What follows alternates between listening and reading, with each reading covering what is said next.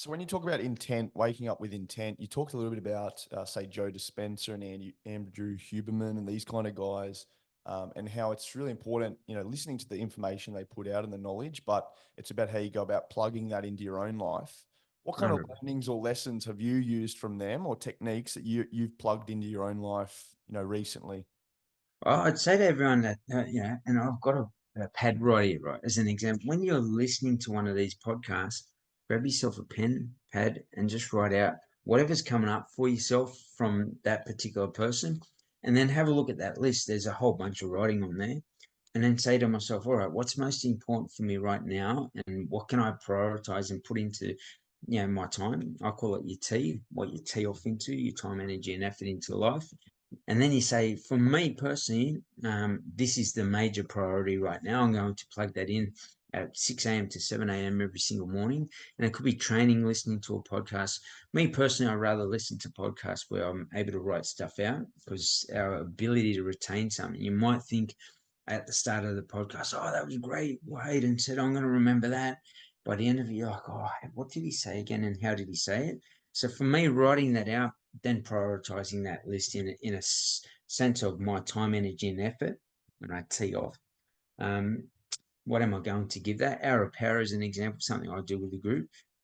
What is in your hour of power? How do you start to implement that? And I'll just do one step at a time. So if you did my hour of power, like with the group as an example, within that hour of power, you could do a whole heap of things. In that hour of power, the idea is try and get 100 things done within the hour. And it could be even just looking in the mirror. Hey, Jeff, I just wanted to tell you, you can do anything that you want. It's a simple, could take you a microsecond to do.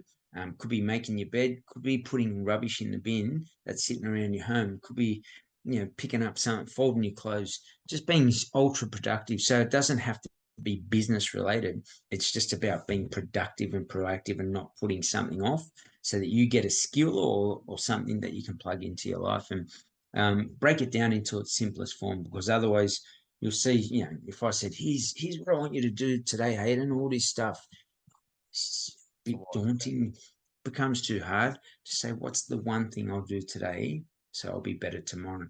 And then if you get one thing done, you'll find over time the one thing becomes two things. The two things, it's like running, like a marathon. Hard to run 1K when you first start out.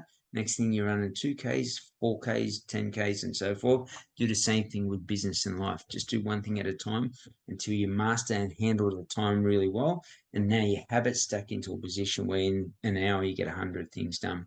And people are like, I don't know how you do that. And it's just building up to that over a period of time. Be patient. Yeah, I think it's a more manageable strategy, isn't it? Listen to a podcast, maybe take away one thing that you can learn from that podcast. Another good thing that I use when I'm sitting in the car is I'll use the audio dictate Love that. function with Siri. And I guess the benefit of that is you can pause the podcast and Love that. paraphrase back to yourself almost what you learnt. So if, Absolutely. some form of information that Andrew Huberman said about, cryotherapy or cold showers, whatever it may be, paraphrase that statistic back to yourself to understand, I guess, the benefits of it. So it doesn't just go over your head. Otherwise, you'll just say, you're on surface level and you say, oh, ice baths are good for your health. Yeah. And we want to dig deeper on that. And I challenge everybody, I call it a layered approach, go 10 layers deep on a conversation. So if humans having this conversation, big shout out, he should be giving You us should a be listening. thing. But in general, mate, he's a great Yeah. human being. Go 10 layers deep on that podcast. And I always say by the end of it, I've learned 10 new things, but what are the three most important things out of that? So, and same thing, every single workshop at the end of it, I say to the group, um, organization, community, tell me three lessons that became blessings within your life from the information shared today.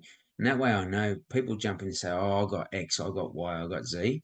And then I know that people actually engaged in that. And one of the, as you know, if you talk for that period of time without being interactive, most people will switch off. They've got a small time frame, drive through society, 3 seconds, and they'll swipe right to the next story or swipe up to the next thing.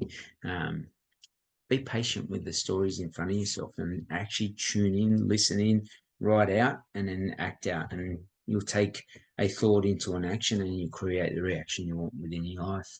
I think the best podcast I've listened to, I've gone back into again. So I've listened to a number of times. If I've missed Nice. anybody, if you're listening and you like your podcast, one in, I guess, a different genre, Equity Mates podcast is another one that I listen to. They've got a couple of good ones and good kind of entry level information for people looking to invest their money in Love exchange that. funds and things. And, they might give a few little tips or hints. And I think Yeah. going back in, if you miss something, going back in, listening again and really absorbing that information has been handy for me. Yeah. Absolutely. And if you find, like, say, someone's talking about anything, that person that's speaking about something, pause for a moment and say, type it in, because people might say ROI, and I used to sit there and go, what's What's a that? Yeah. row? Row? Is that a Japanese food? Like literally, back in the day, and just type it in. You got to be a champion of being a beginner. I keep saying this, and that means I don't know what that means, or I'm going to look, return of investment. Oh, wow. And then sort of relate it to how you take that and perceive that, and then practice that yourself. And what's the return of investment on, what I put out to the world? And I want to make sure that I'm bringing value to that organization, so the end outcome and user has the result they want. And once you understand that return of investment, the value and trust is put into you as a business, as a individual, and people will step across the line into that space.